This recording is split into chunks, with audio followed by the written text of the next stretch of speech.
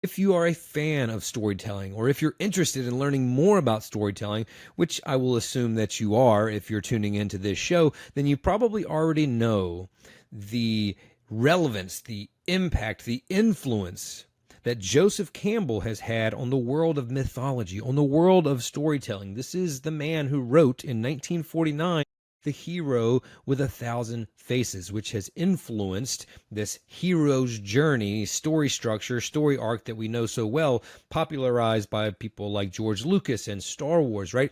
The hero's journey is kind of the standard, if you will. I don't really love saying that, of storytelling structures. We all know the hero's journey. We all know about Joseph Campbell. The question I want you to think about is his perspective and his take on mythology that was created so long ago and made such an impact, is it still relevant in the world of brand stories and personal narratives? How does the work of Joseph Campbell influence you in your storytelling today? Well, luckily for you, that's exactly what we're going to talk about in today's episode. Welcome to the Storytelling Lab, where we break down the art and science of storytelling. My name is Bennett. I am your host, and I'm a filmmaker and an author on a quest to understand how we can tell better stories so that we can do better work and make the world a better place. Each episode, I host one of the world's best storytellers to help you understand how to leverage storytelling to increase your sales, deepen your connections, and serve your audiences better. What's up, storytellers? Welcome back to the Storytelling Lab podcast. This is episode 194. Today, my guest is John Bucher, the president of the Joseph Campbell Foundation. Now, that's super cool to me. And I find out in this conversation, and you will too, that it's also super cool to a storytelling nerd, a young storytelling nerd that John was. But I didn't even know that was a position. To be honest, it wasn't until recently I know that there was a foundation. Now, what the foundation does is continue to share the works and the words of Joseph Campbell through new collections of books and podcasts and all different kinds of media that they use to continue to put out his work and share his work with the world. But what John and I talk about is how mythology is completely intertwined in the DNA of humanity. We cannot separate ourselves. We talk about tribal storytellers. We talk about how all cultures have had mythology and the reasons behind that and the impact of that mythology on our cultures, on our society, on our personal journeys. Speaking of personal journeys, John comes from a small town like I do. He grew up a Star Wars nerd, much like myself, and we actually nerd out quite a bit about that because he was just in attendance at a really cool event as a speaker that you'll find out about when you listen to the episode. So we went deep and talked all about how this has impacted us and our lives, and that's important for you because the power of myth, the power of story directly influences your personal narrative, your personal journey, your personal story, the narrative that you've been subscribing to since you were a kid. He and I both from small towns. Could we ever do anything great in this world when not many people around us modeled that type of trajectory in their stories, right? So we, both of us, and we talk about this on the show, had to at some point change that narrative. And the understanding of stories and storytelling and the power of storytelling allowed us to do so, allowed us to carve a new path. We get really into it here, and you all know that I'm very passionate and excited and animated about all this stuff. I love it so much. Well, I found someone else. All our guests are very passionate about this, but I established a really good connection with John. Such a sweet guy, such a great human, and what a great job for someone who has married themselves to the art and science of storytelling, to be the president of the Joseph Campbell Foundation. What a cool position. It's so clear that he loves it and is grateful for it and is the right person to take that foundation forward into 2025 and beyond based on principles that were written almost a century ago. Because you know what? Times, they change, but stories and humanity do not. So here is my conversation with John Bucher, and I hope that you love it. John, welcome to the Storytelling Lab. Hey, it is so good to be here. Thanks for inviting me. Yeah, I'm excited to talk to you.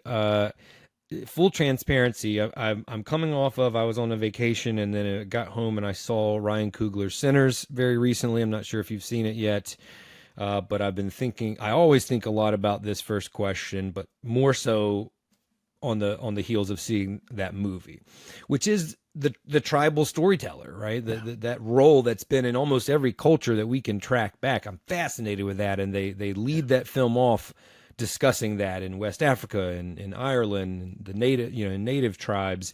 So first of all, I just want to ask, in your opinion and in your experience and in what you've learned in your journey, why do all cultures seem to have that or some version of mythology? I think wherever you come from, whatever generation, that seems to be a consistent culturally. Why do you think that is?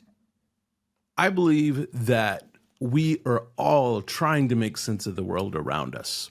And the storyteller serves that role of giving voice to how we make sense of the world.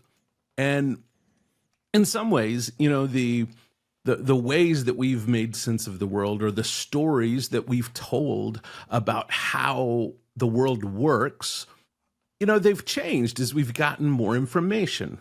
We used to be, completely unaware of why it got cold at certain times of the year, or why it would rain at certain times of the year, and we had no idea what was actually causing those things, and so we crafted stories in order to explain those things. Well, we've gotten a bit more science, under our belts now, but human beings are still trying to make sense of the world around us. We're still trying to figure out, what is it that causes me to long for something more? Even when I feel like I'm happy and I have everything going right in life, I still feel like there's something missing. So what is that pulls me towards something more?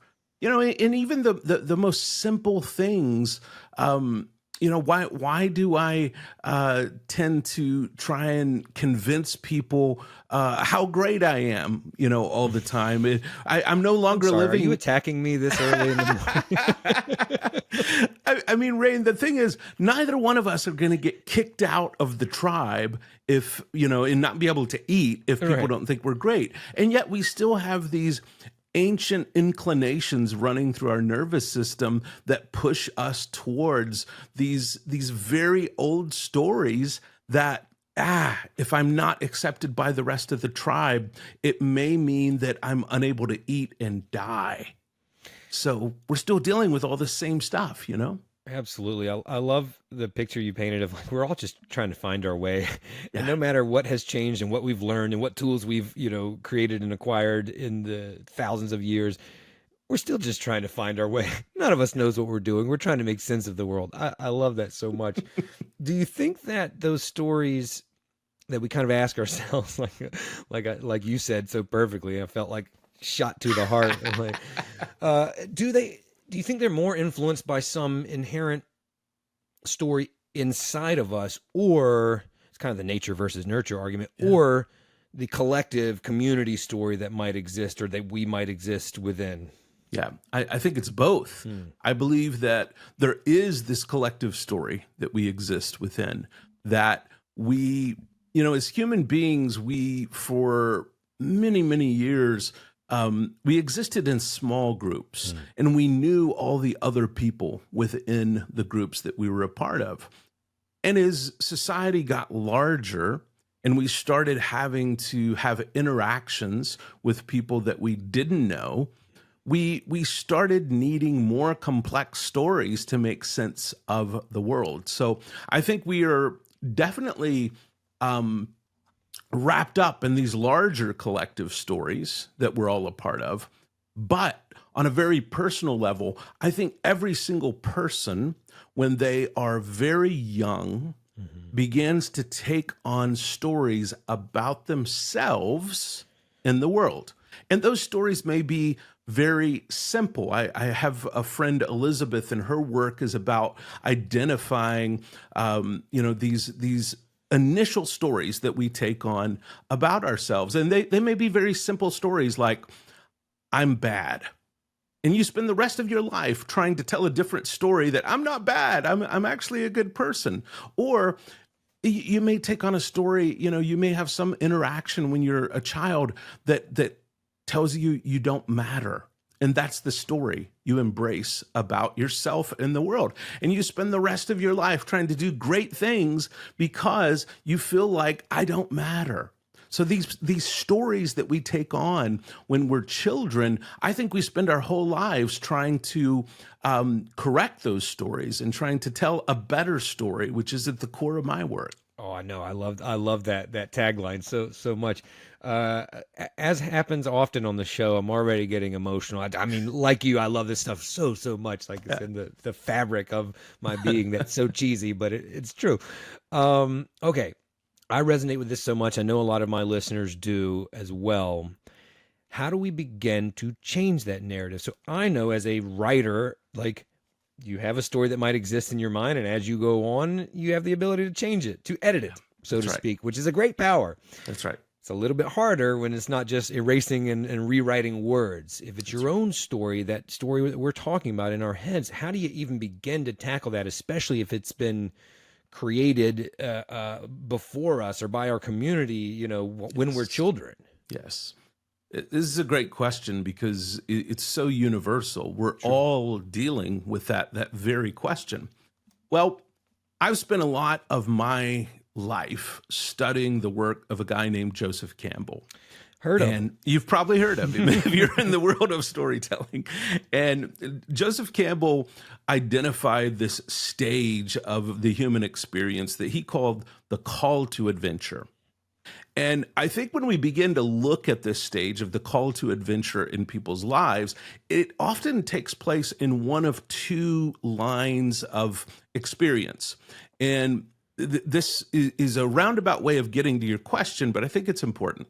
So the two roundabout ways of feeling called to a different story are, one, when something happens in your life that's a catalyst moment that you recognize is an opportunity for change.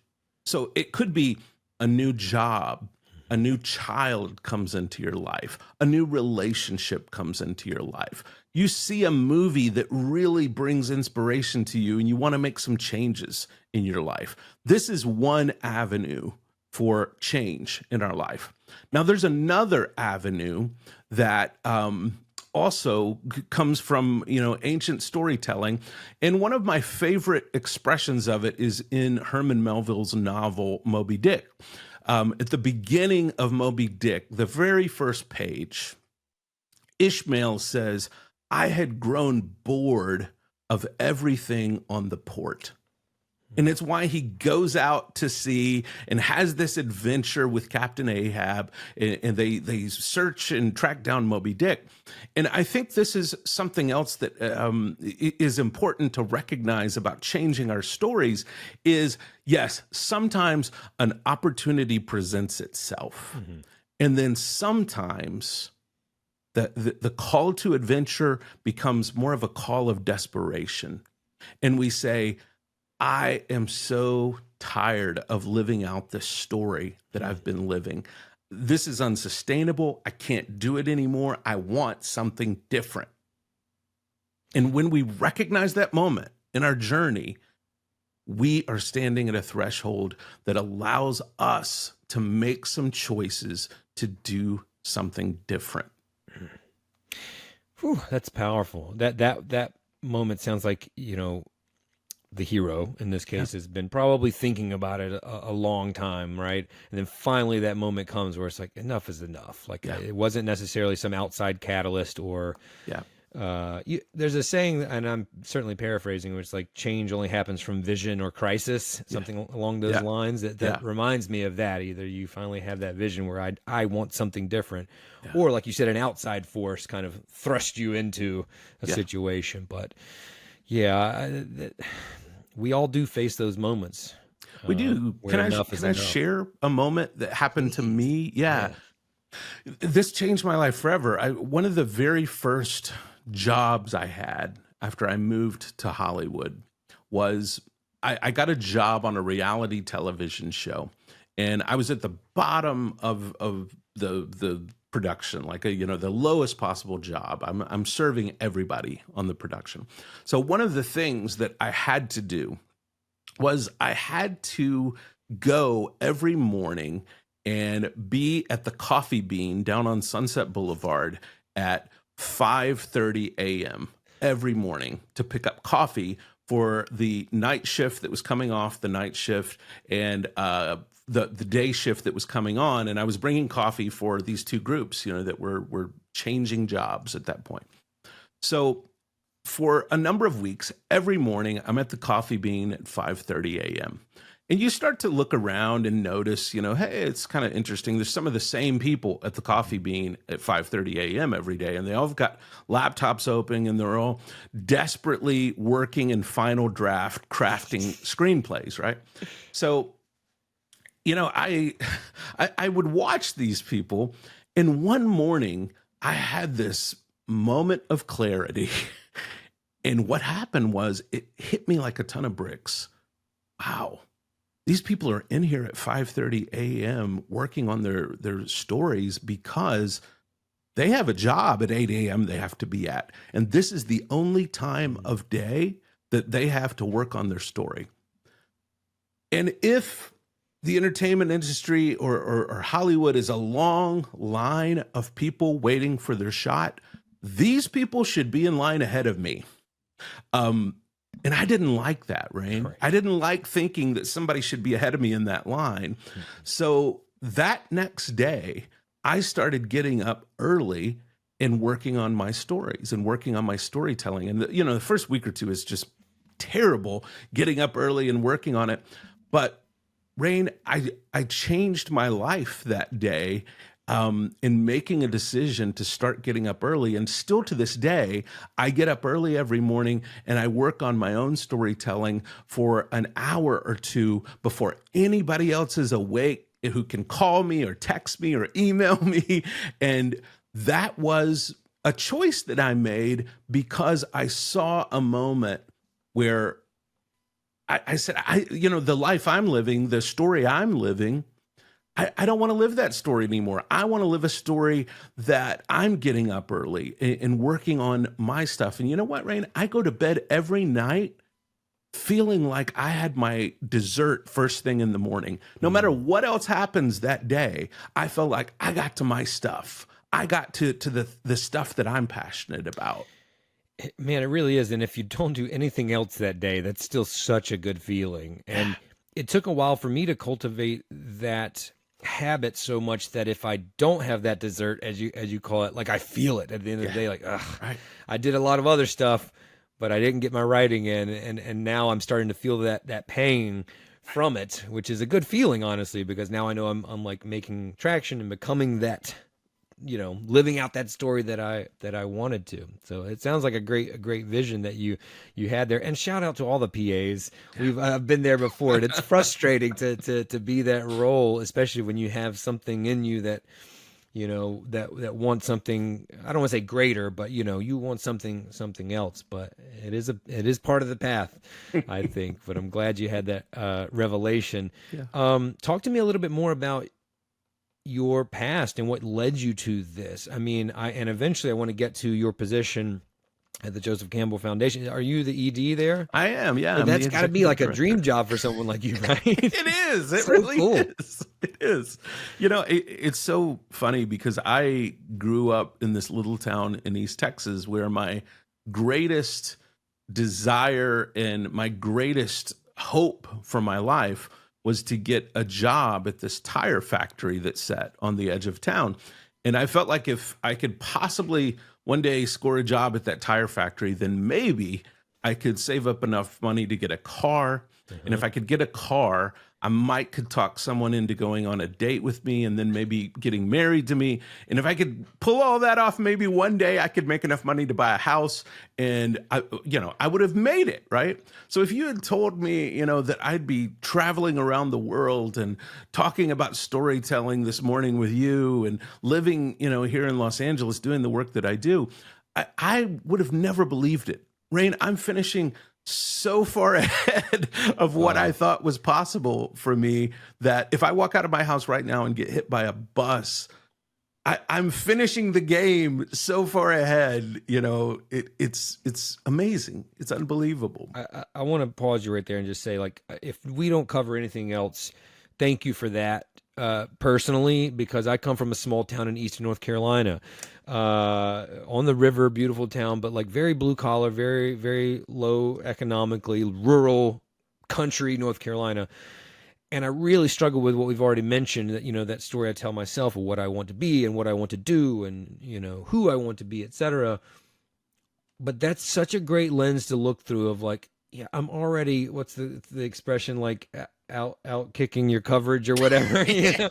It's like, wait a minute, if you track back, which is hard to do when you're looking only forward, yeah, man, you've already done it. I really appreciate that. That honestly helps so much to think about that. It makes it a little bit easier to chase the things that you want without feeling like your self-worth doesn't exist if you don't get all of them. Yeah, yeah.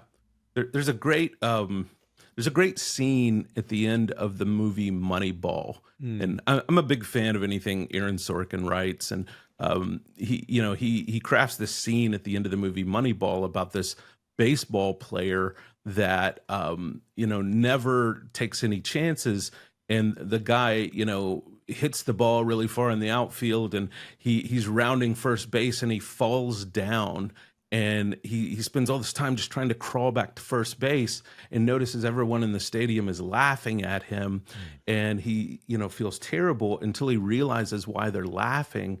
Because he was so busy trying to get back to first base, he didn't realize that he had hit a home run. And I resonated with that scene so much in that film, because how often do I, spend all my time worrying about just trying to get back to first base, not realizing I hit the ball over the fence. Bro, this is so good. I love it so much. All right, so I did interrupt you. I apologize for that, but I just had to share that with you because you're hitting me deeply today. So, and I love the story you had painted in your mind about, like, if I can just get this job. I mean, that's what we do. It's what we do. Oh my God. Okay, take me from there. Okay. So, at what point were you like, I think this storytelling in some form or fashion is starting to call my heart. Yeah. So while I'm living in East Texas, our family doesn't have a lot of money, and I'm old enough to be able to tell stories of these things called video stores, Rain. And there was this childhood, right? There's this little tin building down the street from where we live that has all of these videos. This is before like there's any corporate video stores. There's no Blockbuster. You know what I'm talking about? Totally. Yeah. So there's this little tin video store. They have this special where you can rent movies for 99 cents, and you can rent 9 of them and get the 10th one for free. So my father would take us there every Friday after he got off of work, and he would allow, there were 5 of us in the family, and he'd allow everybody to pick out 2 movies. And then we'd spend the rest of the weekend watching these movies. Well, in a couple of years, we make our way through the entire video store, and we just start again, watching them again. But Rain, I never really put 2 and 2 together that there was someone writing these, movies or writing these stories. I just fell in love with story. I just fell in love with characters. I fell in love with the idea of taking life one step out of reality and putting it in some sort of petri dish where you could look at it and see how people solve problems. And that would end up serving me so well later in life. Again, it never even occurred to me that people made a living doing this. Right. So, I was a bit of a late bloomer. I didn't go to college until my mid-20s. But when I did go to college, I had really fallen in love with music. And I thought, I've seen people work in these music studios that, they have these giant boards and they record people. And that looks like a respectable job. That looks like something you could do. And so I looked at, the local college had this program called the Recording Arts. And I thought, oh, this is it. This is what I want to do. So I sign up for the recording arts, and the very first day of classes, the instructor pushes a television camera out in front of us. And I realized at that moment, I've made a grand mistake. I signed up for a program that was about film and television, thinking it was about music, and I never had the courage to stand up and say, I made a real big mistake. I shouldn't be here. I never had the guts to do it. And it turns out a few weeks into it, I'm like, I love this. I'm actually kind of good at this.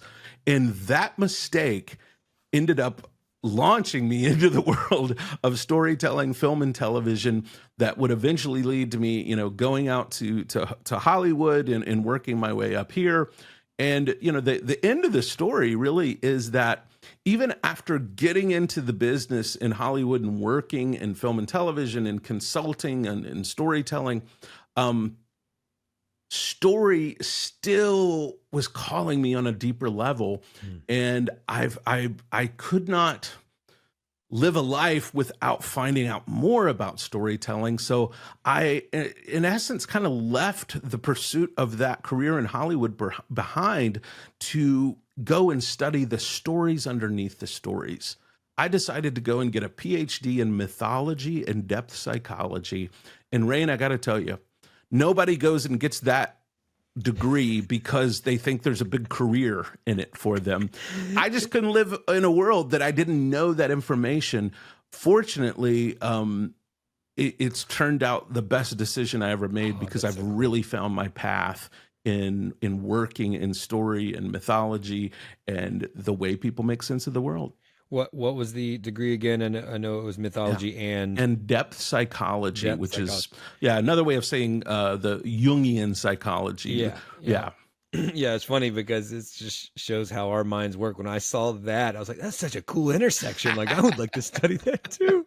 But you're right. It's not like and then what are you going to do? Right. But hey, you trusted yourself, man. I think that's so cool. I think for any storytellers like us, there is usually a point that we can identify where we learn about Campbell and his influence. Do you recall the first time that you even heard that name or learned about his work? Yeah, no, I definitely did. Certainly, the professors that I had, you know, in college were big to mention him early on, and you know, I heard what they were saying, but it really caught my attention when they said, you know, there was a guy named George Lucas that really became a student of Campbell's, you know, and then they got my attention. I said, whoa. This guy's somehow connected to Star Wars. Well, Star Wars had been, you know, my religion in life. So they got my attention in a significant way.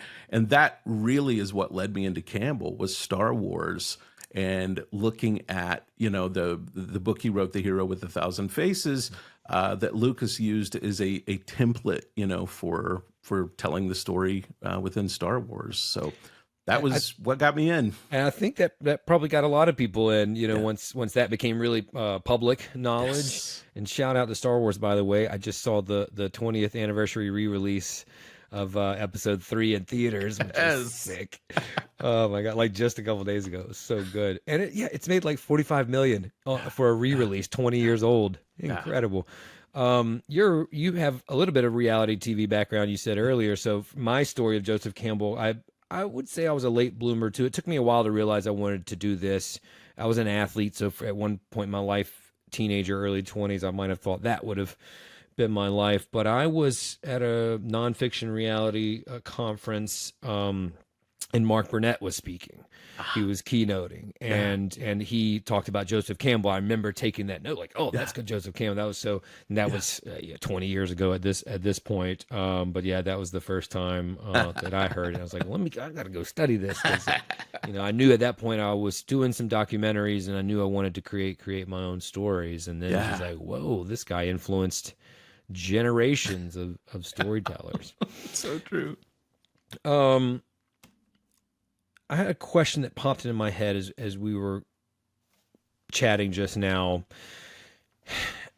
I see stories and storytelling as a tool, right? So like a hammer. It can be used for good to build a house, and then it can certainly be used for bad. You can fill in with your imagination what those scenarios might be. And maybe one of the bad ways stories influence people, not super bad, like, convincing whole communities to hate other whole communities, but just in your personal journey, is sometimes, I'll speak for myself, I fall in love too much with the story. I romanticize things too much, right? When I am trying to accomplish something.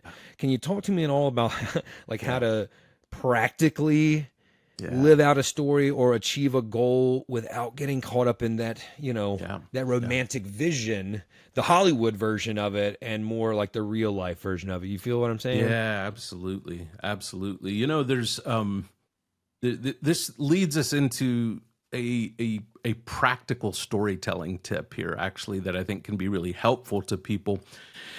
And when we look at the way that stories end, we tend to have especially in America and in the West, we tend to have a inclination to try and put a happy ending on most of the stories that we do, because I believe subconsciously, want that for ourselves. We believe that the story we're telling is going to have a happy ending, and we're trying to push towards that in the best way that we can. But, if we go back to Aristotle and poetics, Aristotle suggested that there were kind of 4 endings for any story. And I think this is really helpful in examining our own stories in our lives. And Aristotle said, that some stories, the protagonist gets both what they want and what they need. And in a story like that, we typically call those fairy tales, like Pixar movies, Disney films, right? Every Disney film, the character gets both what they want and what they need. These are fairy tales. And to be quite honest, it rarely happens in life that way, that we get both what we want and what we need. More likely is that we experience one of the 2 middle stories that Aristotle talked about. And the first story he talked about, after when a character gets what they want and what they need, is when a character gets what they want, but not what they need.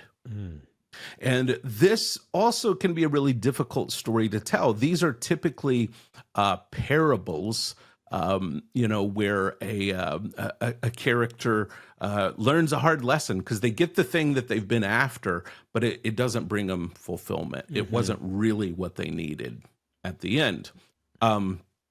This is the story that's in The Social Network, the film The Social Network, where Mark Zuckerberg's character, he gets what he wants. He gets Facebook, but he doesn't really get what he needs. The irony is he needed friends. He gets Facebook, but he doesn't get friends. And this is the big irony of this story. Well, Aristotle said there was a third type of story where a character gets what they need, but not what they want. And this, I would suggest, is probably the most common type of story told in Hollywood today, where someone goes after what they really want, and it slips through their fingers, or maybe they achieve it, but they don't really achieve it in the way they had hoped, but they really get what they need. A lot of people forget, in the very first Rocky movie, Rocky loses the fight, but he gets what he needs. He gets the knowledge that he can go the distance, and he gets the love of Adrian. He gets internally what he needed, even though he doesn't really get what he wants. He doesn't win the fight. That's why that's such a good movie, and Sylvester Stallone stands by. It's like I never viewed this as a sports movie. It's a drama. That's right. Or a love story. That's and really that love that he generates for himself, that confidence. That's right. And I think especially, the American movie-going audience or the American television audience, the story community, we really love these stories because so often we don't get what we want. But the promise of getting what we need, that resonates deep, right? Now, there is a fourth type of story that Aristotle mentioned, and this is when a character gets neither what they want or what they need. These are Greek tragedies. These stories rarely sell because they are depressing.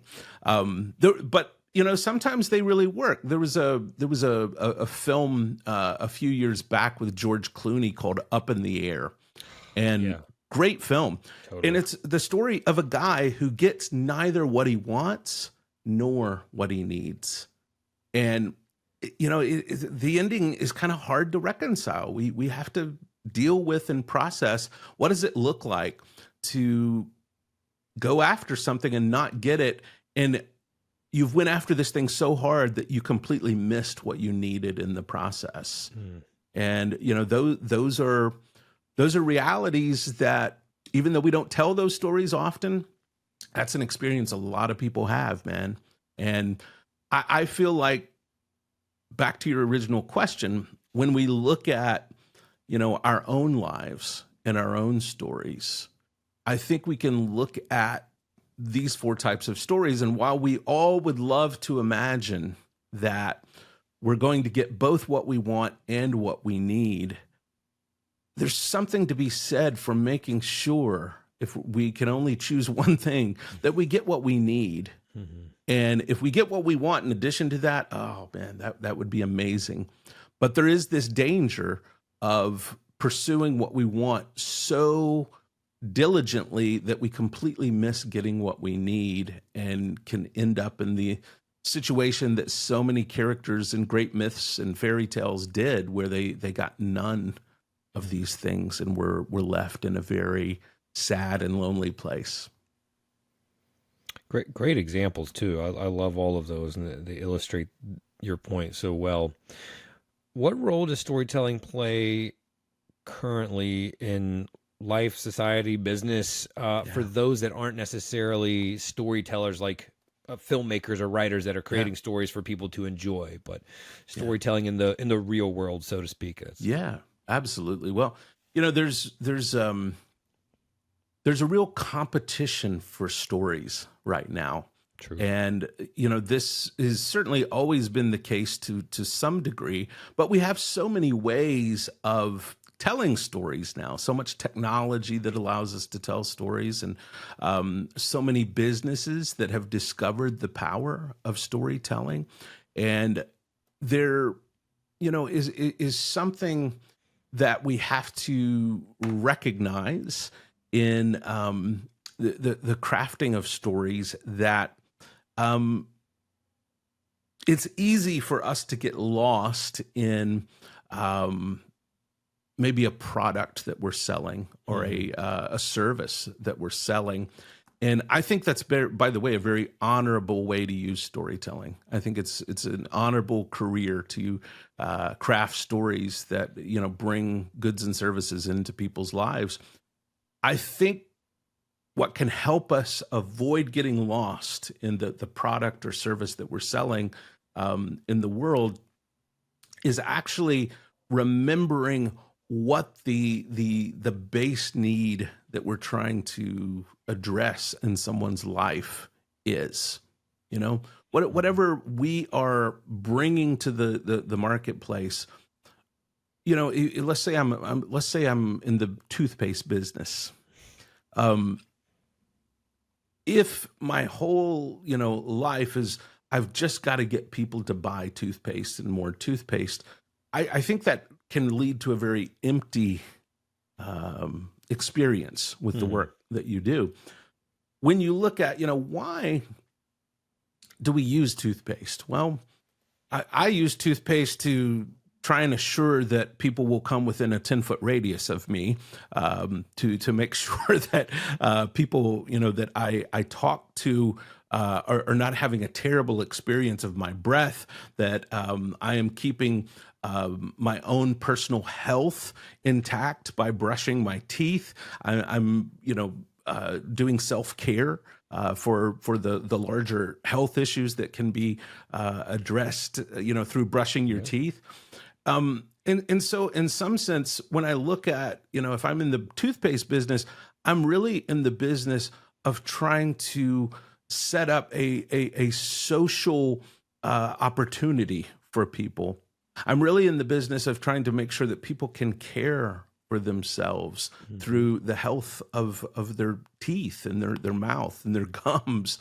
And when I tell stories from that place, I feel like that is a really beautiful thing to be investing in the common good. So there's a lot of stories floating around in the world today that are being told by people who have a vested interest in selling you something that is maybe not for the common good. Yeah.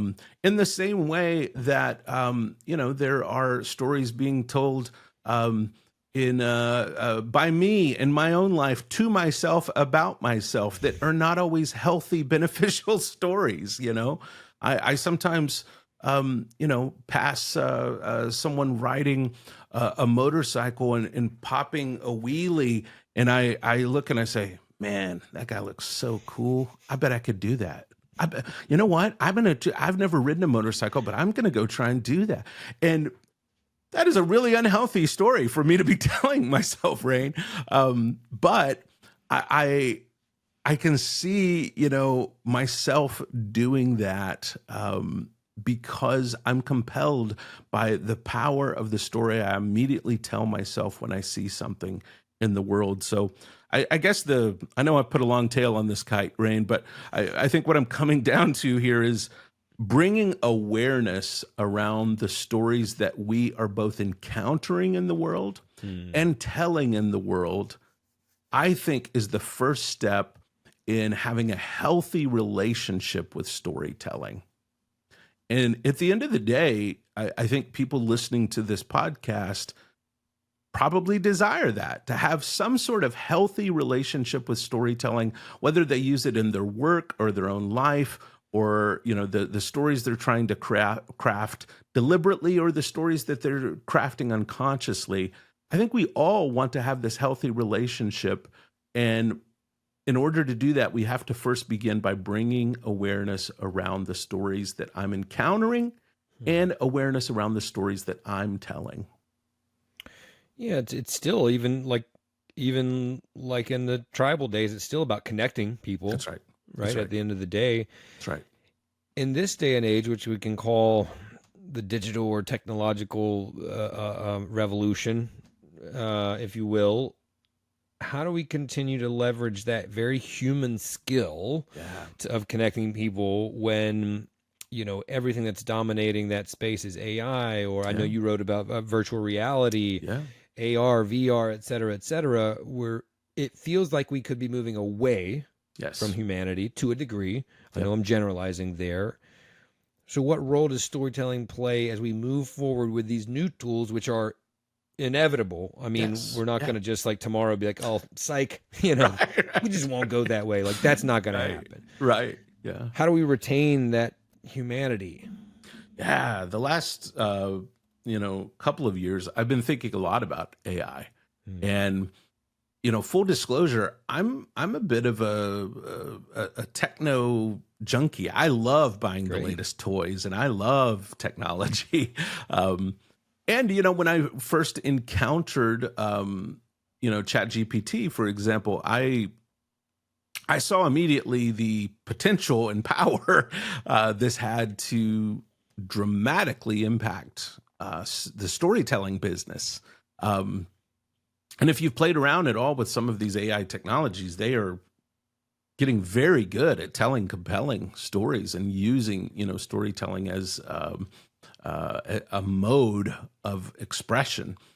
And there was a part of me that, I went through a season of being a bit anti-AI, and I've tried to come to a place on it now where, as someone who studies mythology, I really love those multi-armed gods and goddesses. I think they're fascinating, and one of the reasons I love them is because they're able to hold multiple things at once. I like where you're going. And I think this is the healthy approach to AI, is we've got to be able to hold multiple things at once. We've got to be able to hold that this technology may lead us to one of the greatest seasons of human flourishing we've ever known. We may solve genetic diseases. We may cure cancer as a result of what we're able to do with AI. We hold that in one hand.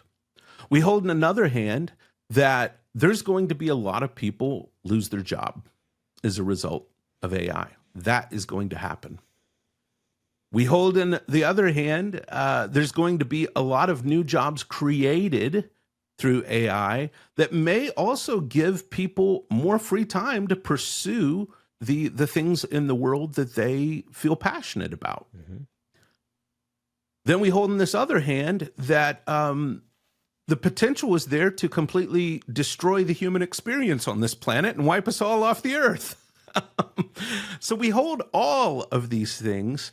And I think when we try and create, this is not just AI, but any story in the world, we are often tempted to create a binary around that story. Totally. It's either a good story or a bad story, yep. Right? Oh my gosh, yeah. Yeah. And this is, by the way, why I, moved to call my work telling a better story, because so often I couldn't figure out what a good story or bad story was in the world, but I could at least get everybody to agree, maybe there's a better story than what we're telling. Mm-hmm. And I don't know, if it's good or bad, but I'm convinced there's a better story. And with AI, I'm convinced that there is a better story than the one we're currently telling with AI.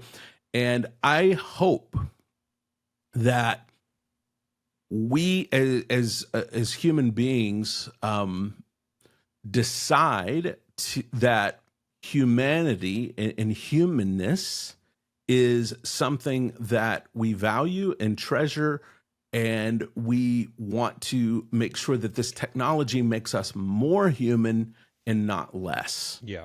Part of that comes with asking really good questions about this. But I had an experience this last week that, well, it changed my thinking around AI just a little bit. So I have been back in the United States about 48 hours now. I was over in Asia, and I had the opportunity to speak at Star Wars Celebration in Tokyo. So yeah, just to put a button on that Star Wars story, I got to go be a part of that and speak at that event. And as people were gathering in these halls to hear people talk about Star Wars, it struck me that no matter how good an AI robot becomes, I'm never going to pay money to go halfway around the world, sit in a room and hear that AI robot talk to me. I'm never going to do that. But, I will travel around the world to go sit in rooms with other people and hear them talk about their experiences. And, I'm reminded through just gatherings and conferences that what we would call the uncanny valley, I think, will remain intact when it comes to human gatherings and experiences, because I'm just not going to go pay money to hear a robot talk to me and inspire me and connect me. There's something I recognize when it's another human being that's doing that. The human experience is something special. And what I'm hearing makes me feel better, I'll say, because it sounds like storytelling between humans will be more important as time goes on in the collective human experience, where I think we've kind of gotten away from it. Everything's gotten very isolated and individualized in our paths, whereas we started back in the day having to rely on that community, that tribe, etc. So that, because there's this fear, which I hold to a degree of, well, because we're seeing AI go after the art, which is there's a common saying I see is like, it was supposed to take the job so that we could create art, not take the art so we had to work mundane jobs. Like, what is this alternate reality here? Right. And there's a fear of that it can write your LinkedIn post. It can write a fictional story, although obviously it's pulling from stories that exist out there. But it will never feel love. It will never feel heartache or pain or belonging or isolation, etc. So I agree wholeheartedly with that, and I think that it hopefully will push us to have that collective experience deeper and more than maybe we've done somewhat recently. Yeah. Yeah. The other thing I'll say about it, is on the podcast today, I've shared a lot of stories. Mm-hmm. These are all stories from my experience, Yeah. from my life. And no matter how good an AI, storyteller is, they're not sharing stories from experience and life and pain and loss. And there's something that, you could read a transcript of this podcast and knowing I really experienced those things, even if an AI were to write similar stories, as long as you know it's AI, Mm-hmm. and I think this is where maybe the concern for me comes in, is what happens when we don't know it's AI. Then I have more concerns, because I think there are bad actors in the world that will try and pass off AI as human beings with experience. But as long as I know it's AI, I'm never going to connect to whatever's being said in the same way I know if Rain tells me a story from his experience, that's going to always have a lot more meaning to me, because there's substance to it. Yeah. It's not just what an algorithm determined was the right phrase or word to say next.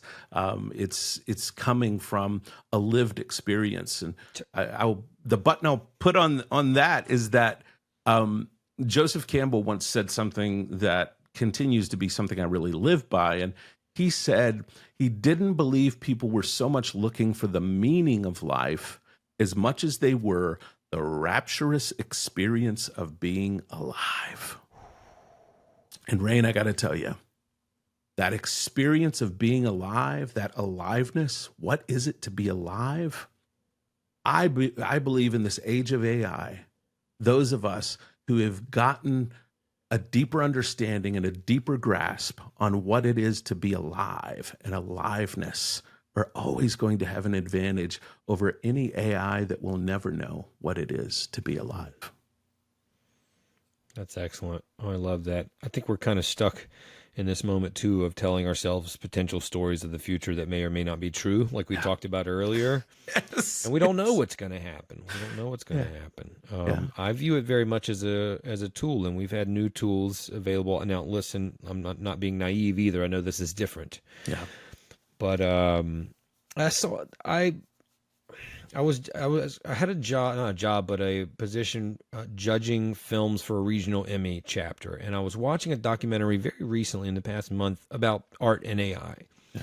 And of course, there were several people that were like anti-AI, like you mentioned earlier, because they're like, we're artists, we're humans, they'll never be able to do it. And then there was one guy that was kind of for it in this scenario, and he was talking about how he would sketch it, and then he would composite something with AI on top of that, and then he would come back in and produce a final product based off of that. So it's very much a collaboration between him and his AI.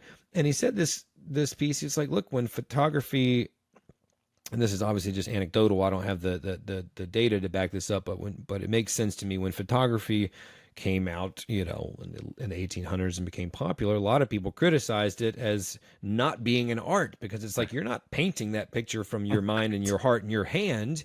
You're just capturing something that's out there in the world. Well, 100 years later, we laugh about that because nobody could argue that photography is not an art. That's right. And I thought that was a really good perspective to have is that it's about how you utilize it or leverage it, right? And it's just a tool. And I thought that really made me think differently about it. And you seem to be that way too, as I use AI all the time, sometimes to help me organize things in my mind, sometimes to help to bounce ideas off of. But I guess time will tell, and maybe it doesn't serve anybody well to just get trapped in these what ifs. Yeah. The stories of our future, that's what leads to anxiety, right? The stories of our past can lead to depression, perhaps, and the stories of the future could lead to anxiety. So, well, one thing that makes us inherently human is our curiosity. Mm-hmm. And I feel that as long as storytellers of any stripe, whether you are a storyteller who does that for a living, or whether you are a parent that just tells stories to your children before they go to bed at night, if you remain connected to your own curiosity, it is an endless well of inspiration and opportunity for life to be rich and full. And I try to really follow my curiosity when it comes to the stories that I encounter, the stories I engage. I love that I live in an age where I can say, I'm really curious about the history of American dime museums. And I can go on YouTube and find probably 10 documentaries about the history of American dime museums. What an amazing opportunity that technology has given my curiosity. And we can make the choice about the world we want to craft and live in. And I choose to look at all the technology and the tools that are here as opportunities to go deeper into my own human curiosity, as opposed to letting those tools make me lazy or fearful. What a great perspective, my friend. This has been really inspirational for me and hopefully for many others out there. I want to go back before we go briefly to the foundation. Yeah. With Campbell's influence being so significant and now I would say very well known in the storytelling community, I mean, it's always mentioned in anybody that shares this space with us. What's the current motivation or direction with the foundation, forecasting into the next few years? Like, what's the objective or mission now? Thanks for asking. We spent a number of years in the foundation with the mission of preserving and protecting and perpetuating the work of Joseph Campbell. Right. And we've really come to a point. We've got more than 24 books in the collected works of Joseph Campbell. And we've really gotten to a point where we have almost published everything that Campbell intended to see the light of day. Right. Now, there's lots of journals and things like that we are constantly making decisions about, would Campbell have wanted this to come out, but we feel like we're getting very close to having really honored him by putting out everything that he, intended for the public to have access to. So, the last year or two, especially, we have begun to imagine if Campbell were still alive, what would he be wanting to see happen in the world, with his work and with storytelling and making meaning of the world through myth. And so one of the things that we're doing is trying to support the work of mythologists and storytellers that are trying to carry that legacy forward of examining and exploring many of these ideas, that Campbell put forth. We're also, quite interested in inviting people to experience the power of myth for themselves. And many people experience the power of myth by watching Star Wars or playing D&D or by creating a painting themselves or by reading or taking a class. There's so many different ways that people experience the power of myth. And our role is really turning to this idea that's very much inspired by Campbell and honors his legacy and his work. But we want to create opportunities for people to experience that for themselves. And, if Joseph Campbell did anything in the world, he made people very aware that myth was something that was still very much relevant, significant in people's lives. And if we can do that, if we can, demonstrate that these ancient stories that we keep recrafting and telling over and over again, they matter and they mean something in your life, then our work, I feel like we'll keep going for the next 1,000 years. Hopefully, if we can stay dedicated to doing that. So that's a bit of a glimpse, into what we're about as the Joseph Campbell Foundation now. And, anyone who's curious about that can go to jcf.org and take a up close and personal look at how we're doing just that. We're focused this year, by the way. We kind of pick a theme for every year. Mm-hmm. And this year, our theme is Experience the Power of Myth at the Movies. So every week, we're putting out an essay and links and things like that in our newsletter to ways that people can experience the power of myth through a particular film. But, we recognize that storytelling is really essential to the mythic experience. Oh man, that sounds like a great one. So you like break down a film each week? Every week we have one of our writers, and we've got dozens and dozens of writers around the world that takes on a particular film. So this week the film that somebody took on was the A24 film Ex Machina, which just a tremendous film. 10-year anniversary, I think. That's right. That's right. That's right. So that's cool. I definitely want to sign up for that, and please do. Let me know if shoot, I might apply. Please do.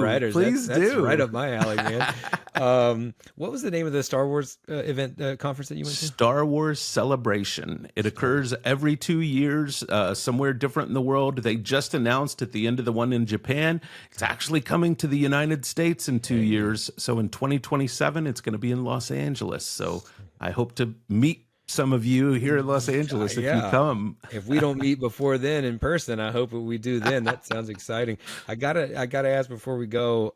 You talked about your introduction to Campbell being through Star Wars and being a Star Wars fan, like many of us when we were younger.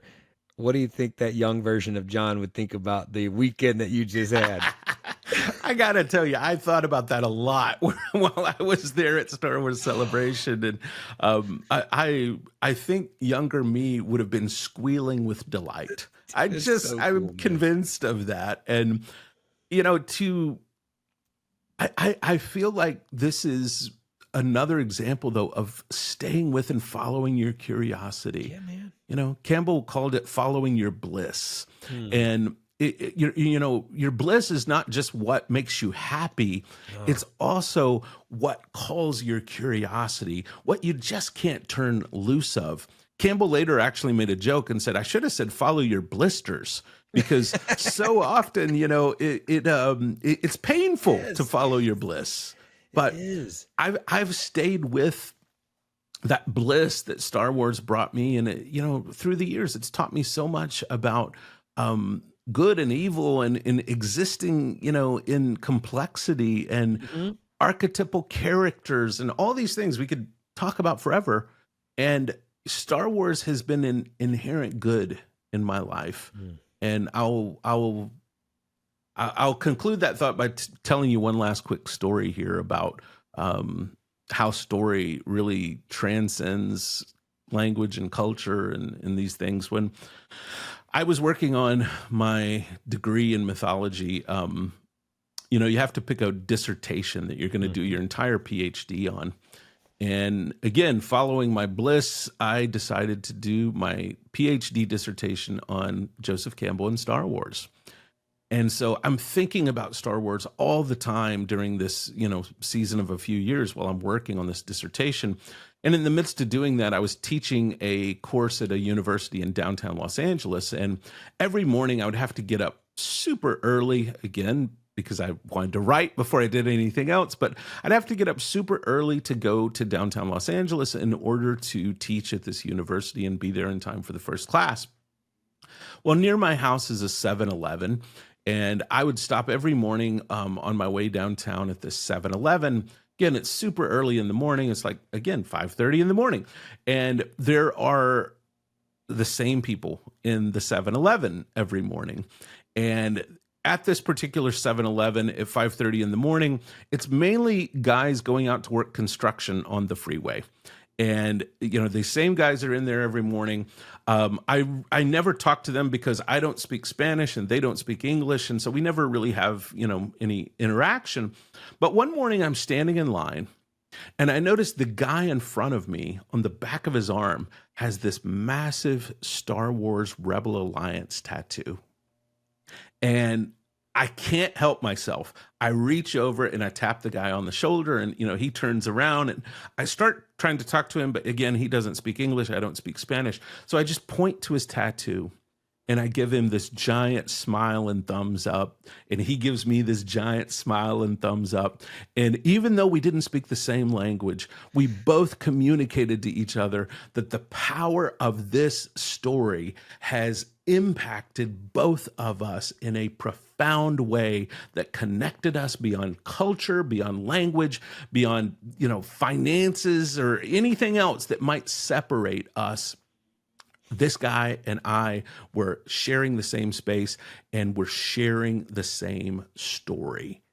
And wow, that told me everything I was doing in trying to pursue the study of Star Wars was on point, that this was a modern mythology that is still bringing people to itself. And I for those, in your audience, Rain, who are saying, I love storytelling, I don't even know why, I don't have words for it, I just want to affirm stories bring people together on levels we don't have language to understand.